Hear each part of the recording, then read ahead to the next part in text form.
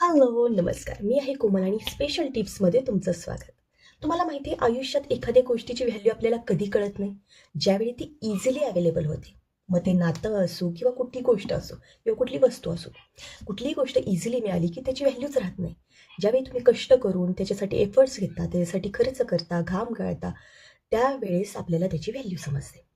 Same नात्यामध्ये पण आहे, की एखादं इझिली मिळालेलं रिलेशन, एखादं इझिली मिळालेल्या गोष्टी, मग ते आपले आई-वडील असो किंवा पत्नी असो किंवा नवरा असो किंवा मुलं-बाळं असो, त्यांची कदर आपल्याला नाही कळत. का?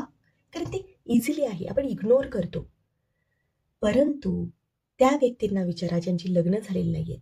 त्या व्यक्तींना विचारा या नात्याची व्हॅल्यू ज्यांना आई-वडील नाही आहेत. त्या व्यक्तींना विचारा की ज्यांना मुलं होत नाही आहेत. किंवा त्या नात्यांना विचारा, त्या व्यक्तींना विचारा जे खूप सफर करतायत, एक-एक गोष्टीसाठी तरसतायत.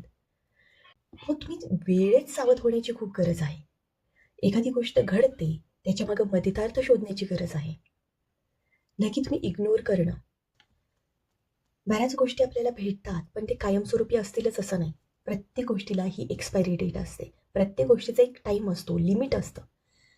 तर ते लिमिट पार व्हायच्या आधी सावध व्हा. असं जर तुम्ही करत असाल, तर सावध होण्याची गरज आहे. तुमची नाती तुम्हाला जपायची, दुसरं कोणी येणार नाही. कारण त्याची व्हॅल्यू आणि त्याचा रिस्पेक्ट करणं तेवढंच महत्त्वाचं आहे. कारण काही नाती ही पैशात मोजण्यासारखी नसतात. काही नाती पैसे देऊनही खरेदी करता येऊ शकत नाहीत. त्यामुळे प्रत्येक गोष्टीचा रिस्पेक्ट करा. माहिती आवडली असेल तर माझ्या चॅनलला सबस्क्राईब करायला विसरू नका. आणि हां, Instagram आणि Facebookला फॉलो करायला विसरू नका. धन्यवाद.